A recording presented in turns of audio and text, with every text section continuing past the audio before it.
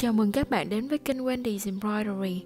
Hôm nay mình sẽ chia sẻ với các bạn mũi độn bó và ứng dụng mũi độn bó để thêu một nhành lá cọ.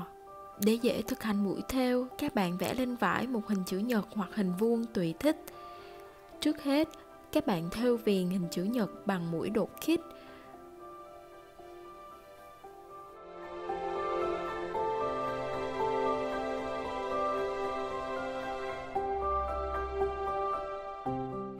Tiếp theo, các bạn thêu phủ kín hình chữ nhật bằng mũi thêu bó bạc, bên trong đường thêu đột kích. Chú ý hướng của mũi thêu bó bạc ở lớp đệm bên trong sẽ khác với hướng của mũi thêu bó bạc cuối cùng ở bên ngoài. Ở đây, mình chọn chiều ngang cho hướng của các mũi thêu bó bạc ở lớp đệm bên trong, vì mình xác định hướng của mũi thêu bó bạc của lớp cuối cùng phủ kín hình mẫu thêu sẽ là hướng thẳng đứng.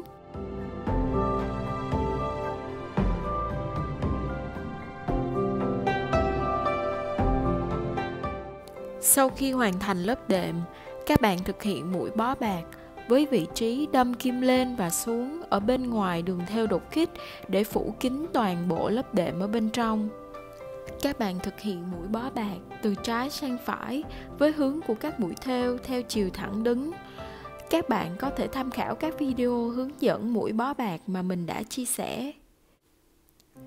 Để tăng độ nổi cho hình mẫu thêu, các bạn cũng có thể thực hiện nhiều hơn một lớp đệm, chỉ cần lưu ý chọn hướng của các lớp đệm cho phù hợp với hướng của lớp bó bạc cuối cùng phủ kín hình mẫu thêu. Để thực hiện lớp đệm bên dưới cho mũi độn bó, ngoài mũi bó bạc, các bạn cũng có thể sử dụng một số mũi thêu khác nhau như mũi móc xích, mũi đột hoặc mũi lướt vặn. Tiếp theo, hãy cùng mình thực hiện mũi độn bó với lớp đệm là mũi lướt vặn nhé. Các bạn vẽ lên vải một hình chữ nhật. Mình xác định hướng của mũi thêu bó bạc ở lớp ngoài cùng sẽ là hướng thẳng đứng, cho nên mình thực hiện các đường thêu lướt vặn có chiều ngang, sát khít vào nhau, phủ kín toàn bộ hình chữ nhật để tạo lớp đệm cho mũi độn bó về sau. Các bạn lưu ý nên thêu lớp đệm và lớp bó bạc phủ bên ngoài với cùng màu chỉ để tránh lộ chỉ của lớp đệm khi hoàn tất mũi độn bó. Các đường thêu lướt vặn nên được thực hiện bên trong đường vẽ của hình chữ nhật. Nếu chưa quen với mũi bó bạc hoặc mũi độn bó, các bạn có thể thực hiện thêu viền hình chữ nhật bằng mũi đột kích. Sau đó thực hiện các đường thêu lướt vặn bên trong đường thêu đột kích. Đường viền bằng mũi thêu đột kích sẽ giúp các bạn đâm kim lên và xuống chính xác trên đường vẽ mẫu thêu. Nhờ đó, mẫu thêu sau khi hoàn thành sẽ sắc nét hơn. Sau khi hoàn thành lớp đệm bằng mũi lướt vặn, các bạn thực hiện mũi bó bạc theo chiều thẳng đứng từ trái sang phải để phủ kín toàn bộ lớp đệm bên trong, hoàn tất mũi độn bó cho hình chữ nhật.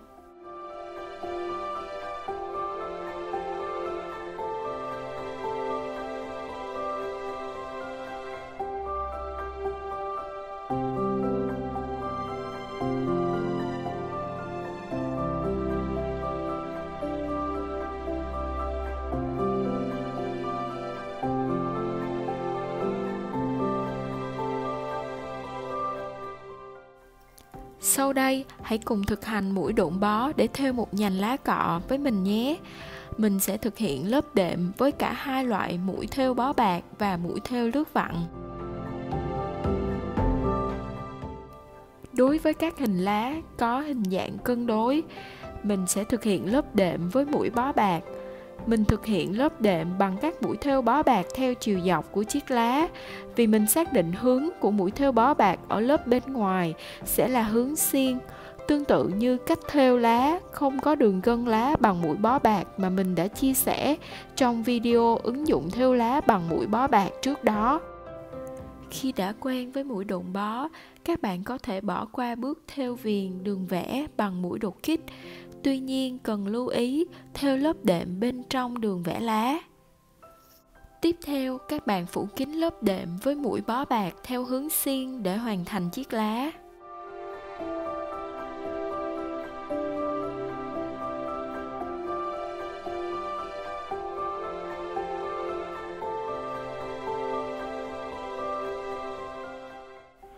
Mũi độn bó được dùng để thêu lấp đầy và tạo hiệu ứng nổi trên mặt vải cho các chi tiết nhỏ như nhụy hoa, một số loại cánh hoa và lá, cùng một vài loại hoa quả như quả nho, quả mâm xôi, vân vân.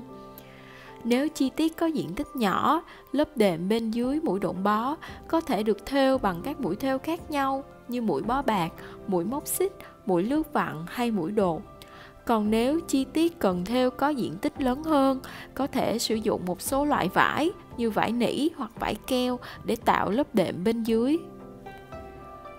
Đối với các hình lá có hình dạng ít cân đối hơn, mình chọn thêu lớp đệm với mũi lướt vặn để dễ dàng lấp đầy toàn bộ bề mặt của chi tiết lá, tạo lớp đệm đồng đều cho mũi bó bạc. Mình thực hiện mũi lướt vặn từ ngoài vào trong, bên trong đường vẽ lá.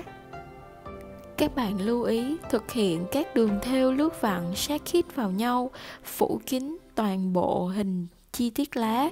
Tuy nhiên các đường thêu này không đè chồng lên nhau để bề mặt của lớp đệm được đồng đều và mũi độn bó sẽ trông đẹp mắt hơn.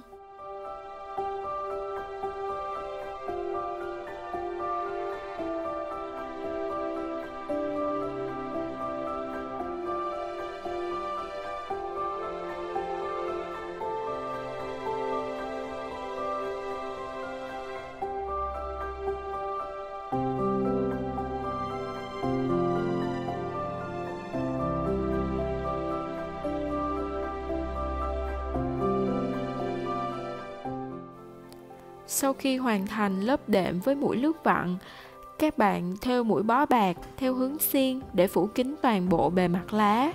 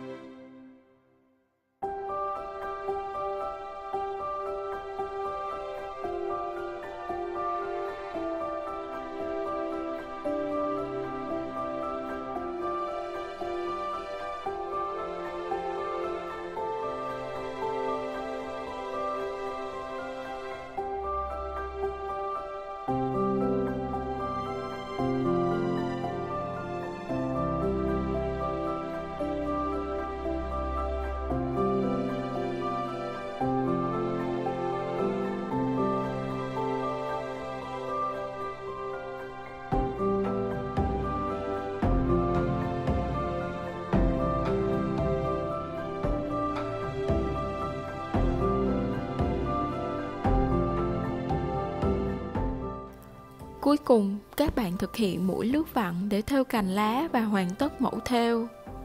Mũi thêu độn bó sẽ giúp cho mẫu thêu thành phẩm có được độ nổi nhất định trên bề mặt vải, tạo hiệu ứng bắt sáng tốt hơn nên mẫu thêu sẽ trông sống động hơn. Hãy cùng thực hành mũi độn bó với mình nhé. Chúc các bạn thành công.